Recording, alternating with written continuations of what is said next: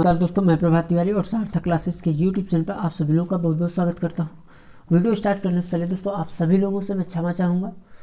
और जैसा आप लोग को मालूम होगा कि 13 नवंबर 2021 को जो मॉर्निंग शिफ्ट का पेपर हुआ था यूपीएससी असिस्टेंट प्रोफेसर में, उसका मैंने वीडियो अपलोड किया था।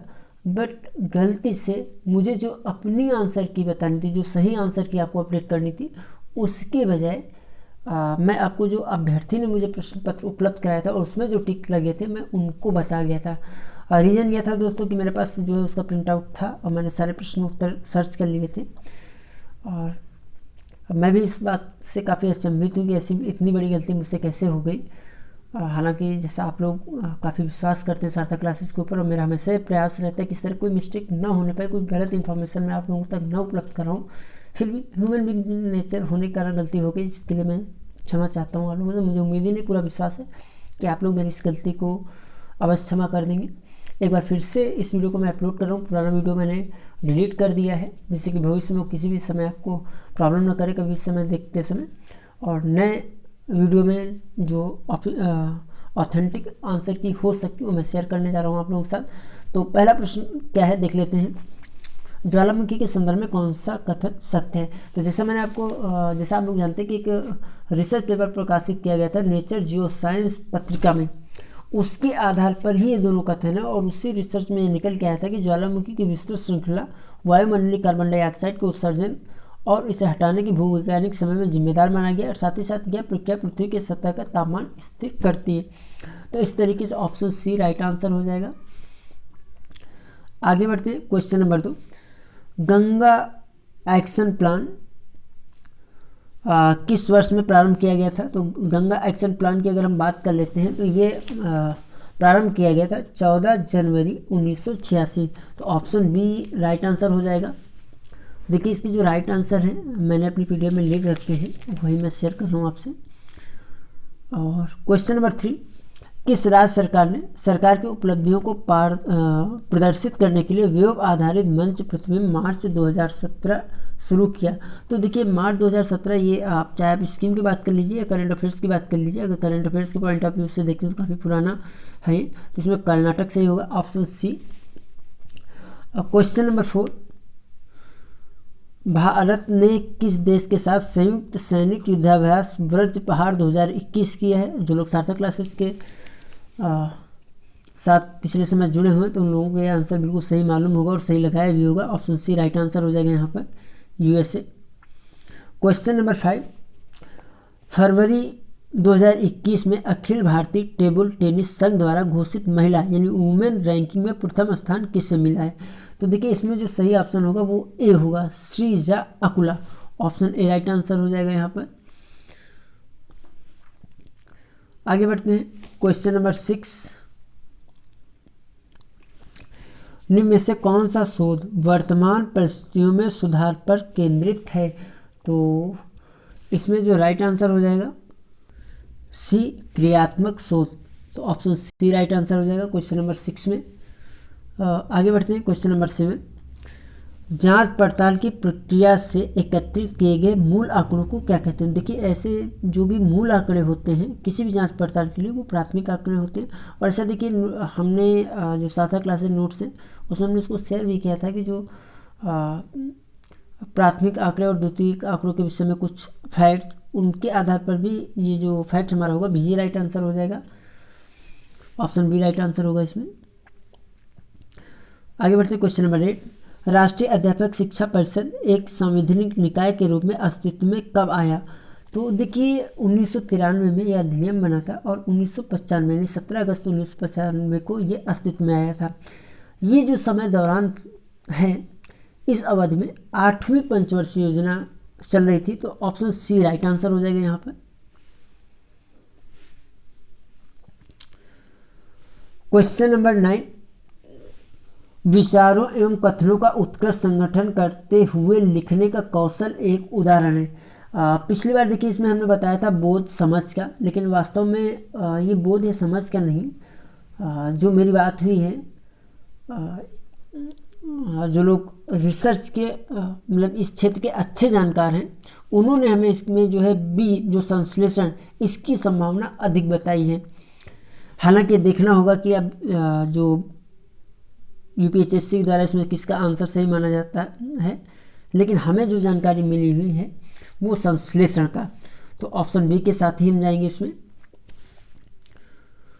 हालांकि आप लोग में कुछ लोग कमेंट इसमें कर सकते हैं कि विश्लेषण का, बोध का या अनुप्रयोग का, तो बोध का आप कर सकते हैं कमेंट, लेकिन मेरे अनुसार से जब तक ऑफिशियल आंसर की नहीं आती है इसको हम संश्लेषण ही मानेंगे। क्वेश्चन नंबर 10,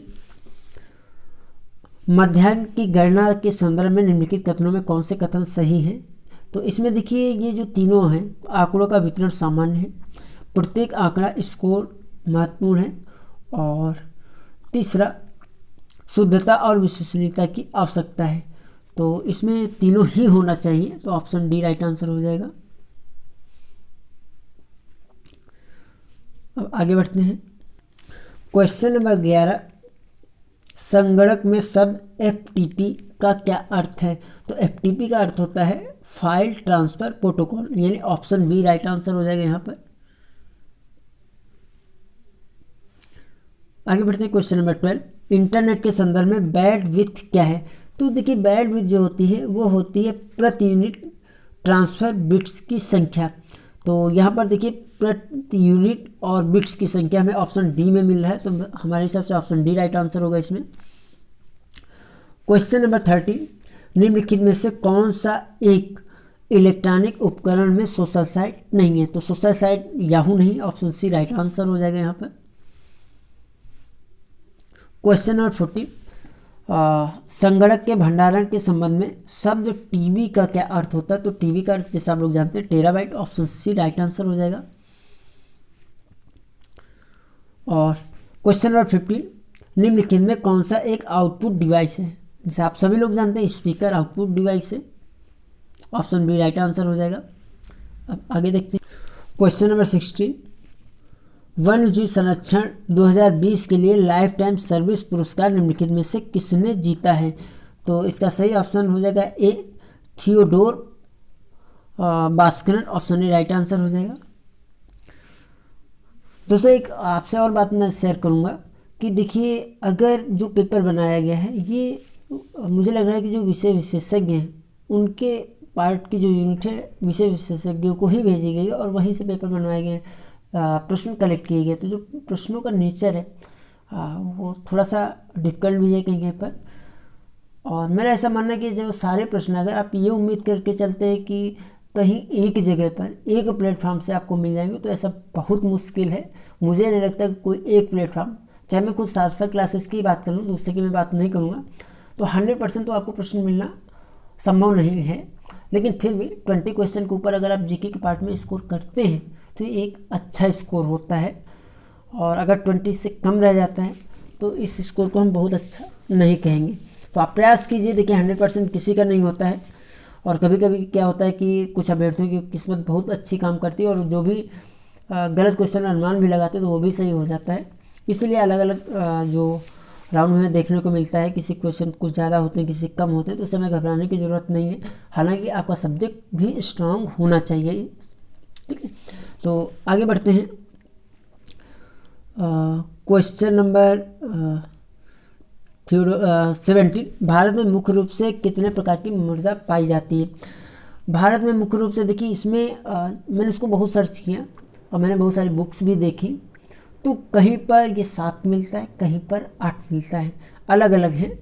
तो वैसे तो हम लोग इसमें 7 के साथ जाएंगे, लेकिन हमें इस प्रश्न के उत्तर में फाइनल आंसर की का इंतज़ार करना होगा कि हो सकता है कि 7 और 8 दोनों ही उत्तर सही मान लिए जाए, तो इसकी पूरी संभावना है। तो बट अभी हम 7 लेके चलते हैं, 7 8 दोनों सही हो सकता है, लेकिन अभी शुरुआती तौर पर शुरुआती नज़र में हम 7 मानेंगे इसमें सही। लेकिन अगर आपने 8 भी लगाया तो आपको ऑफिशियल आंसर की का इंतज़ार करना चाहिए, मुझे ऐसा लगता है। क्वेश्चन नंबर 18, भारत में राष्ट्रीय मेरीटाइम यानी समुद्री दिवस कब मनाया जाता है? और देखिए ये मनाया जाता है 5 अप्रैल को, और ये प्रारंभ हुआ था 1964 में, यानी 1964 से 5 अप्रैल को मनाया जाता है। और पिछले वीडियो में मैंने गलती से इसमें कोई दूसरा ऑप्शन बता दिया था, तो ऑप्शन ए राइट आंसर होगा, जबकि मेरे पास ये पूरा नोट है, मैंने इसको सर्च भी किया था। क्वेश्चन नंबर 19, वन्य जीव संरक्षण अधिनियम भारत में कब लागू किया गया था? तो वन्य जीव संरक्षण अधिनियम भारत में 1972 में लागू किया गया था। क्वेश्चन नंबर 20, पृथ्वी और उसके पर्यावरण के संरक्षण के संदर्भ में निम्न में से किसे +5 समिट के नाम से भी जाना जाता है? देखिए, जब आप ऑफिशियल वेबसाइट चेक करेंगे, शायद यूएनओ की, हाँ यूएनओ ही थी शायद, तो उसमें जो फर्स्ट सम्मेलन की बात की गई है वो 1992 में की गई, और 5 साल बाद उसकी समीक्षा के लिए एक फिर से मीटिंग होती है। हालांकि जब आप ऑफिशियल वेबसाइट में चेक करते हैं तो वहाँ पर कहीं पर भी ऐसा उसे जो है द्वितीय पृथ्वी सम्मेलन का नाम नहीं मिलता है, लेकिन चूँकि 5 साल बाद उसको किया गया था प्रथम पृथ्वी सम्मेलन से 1997 में, तो द्वितीय पृथ्वी सम्मेलन कहना ही उसको उचित होगा। तो ऑप्शन बी राइट आंसर हो जाएगा।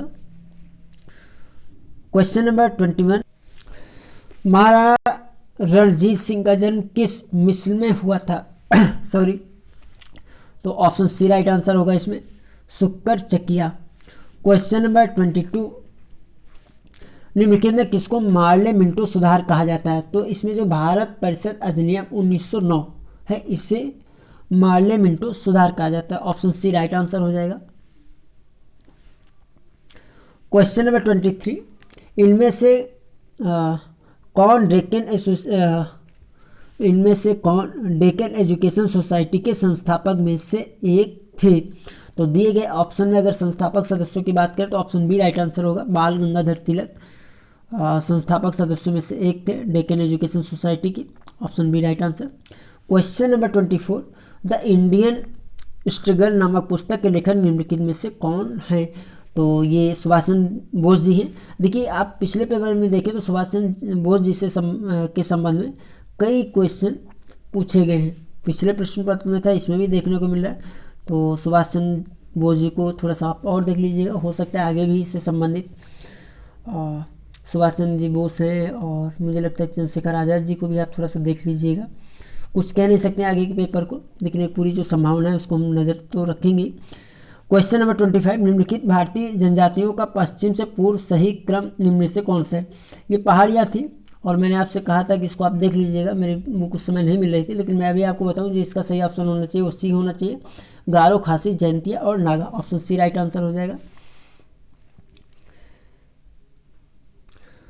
निम्नलिखित में कौन सा सही सुमेलित नहीं है? तो गांधी सागर अभयारण्य। ऑप्शन डी राइट आंसर हो जाएगा, क्योंकि ये राजस्थान में न होकर मध्य प्रदेश में है शायद। क्वेश्चन नंबर 27, कोई विधेयक धन विधेयक है या नहीं, अंतिम तौर पर विनिश्चित करने के लिए कौन सक्षम होता है? तो ये लोकसभा का अध्यक्ष इसमें सक्षम होता है। ऑप्शन ए राइट आंसर हो जाएगा। क्वेश्चन नंबर 28, भारत के लिए संविधान बनाने के लिए सन 1922 में लोगों द्वारा स्वतंत्र रूप से चुने गए प्रतिनिधि निकाय की मांग किसने की थी? तो ये की थी मोतीलाल नेहरू ने। ऑप्शन सी राइट आंसर हो जाएगा। एंड क्वेश्चन नंबर 29, निम्नलिखित में कौन सा सही सुमेलित नहीं है? तो मूल कर्तव्य जो संविधान का भाग दिया हुआ 6A, ये सही सुमेलित नहीं है। ऑप्शन सी राइट आंसर हो जाएगा। एंड क्वेश्चन नंबर 30, भारत कब अंतर्राष्ट्रीय मुद्रा कोष का सदस्य बना? तो भारत मुद्रा कोष का सदस्य बना था 27 दिसंबर 1945 को। ऑप्शन ए राइट आंसर हो जाएगा। तो दोस्तों, ये टेंटेटिव आंसर की थे। फाइनल आंसर की के लिए आपको थोड़ा सा वेट ही करना होगा अभी। जैसे ही फाइनल आंसर की आएंगी, वीडियो के माध्यम से मैं आप लोगों को जानकारी उपलब्ध कराने का प्रयास करूंगा। और एक दो कमेंट्स की आपसे बात कर लेते हैं। एक दो कमेंट्स आए थे, कुछ लोगों ने कहा था कि आप जो है डिले में पेपर अपलोड कर रहे हैं, जिससे कि आप कहीं से और भी देख लें, दूसरे लोग अपलोड कर दें तब मैं कर दूं। तो जो हमारे व्यूअर्स हैं वो बिल्कुल जानते हैं कि सार्थक क्लासेस में अभी तक का, चाहे वो 47 की हम बात कर लें या एडवर्टीजमेंट नंबर 50 में बात कर लें, मेरा प्रयास रहा कि सबसे पहले मैंने आपको हमेशा पेपर उपलब्ध कराए हैं। और मेरा कोई, देखिए, ऐसा मेरा कोई औचित्य नहीं कि मैं किसी दूसरे की नकल करूं या वहाँ से मैं देख के डेटा दूं। मुझे जो जानकारी होती है ईमानदारी के साथ आप लोगों के साथ साझा करता हूँ, और मुझसे गलतियाँ भी कभी कभी हो जाती है। अगर मैं यही सारा कुछ दूसरे लोगों को देख के मैं आपको उपलब्ध कराऊंगा तो मेरा समय तो उसमें चला जाएगा, और मुझे तो अपना ही वीडियो अपलोड करने में आप लोगों के लिए समय नहीं मिल पाता है व्यस्तता के चलते। और ये आप लोगों का बड़प्पन है कि आप लोगों ने इतनी जिम्मेदारी दी है सार्थक क्लासेस के ऊपर। तो हमारा प्रयास रहता है कि जो आप लोगों ने विश्वास बनाया वो बना रहे। आपके समय को ज़ाया न किया जाए, जो ऑथेंटिक जानकारी है, जो सटीक जानकारी वो आप तक पहुंचाई जाए। वीडियो अपलोड करना मकसद नहीं है हमारा कि ज़्यादा से ज़्यादा हम वीडियो अपलोड करें, बशर्ते जो भी वीडियो आप लोगों तक पहुंचाया जाए वो आपके मतलब का होना चाहिए। हमारे जितने भी व्यूअर्स हैं उनको किसी तरह की दिक्कत ना होने पाए। आप लोगों के पास अगर कोई शंका समाधान है और उसका सलूशन अगर मेरे पास है तो मैं उसको उपलब्ध कराऊँ। हालांकि सब लोगों के लिए सारा कुछ उपलब्ध करा पाना मेरे लिए पॉसिबल नहीं होता है। जैसे आप में से बहुत सारे लोग, बहुत सारे ऐसे अभ्यर्थी हैं जो मुझसे भी सब्जेक्ट के पेपर की डिमांड कर रहे हैं, जैसा कि 47 मैंने उपलब्ध कराया था। तो अभी दोस्तों 28 तक तो मैं आपकी मदद नहीं कर पाऊँगा, लेकिन 28 के बाद मैं उसमें भी आपकी मदद करने का प्रयास करूँगा। तो आज के वीडियो में दोस्तों इतना ही। हम आपसे फिर मिलते हैं अगले वीडियो में कुछ नई जानकारी के साथ। तब तक के लिए नमस्कार।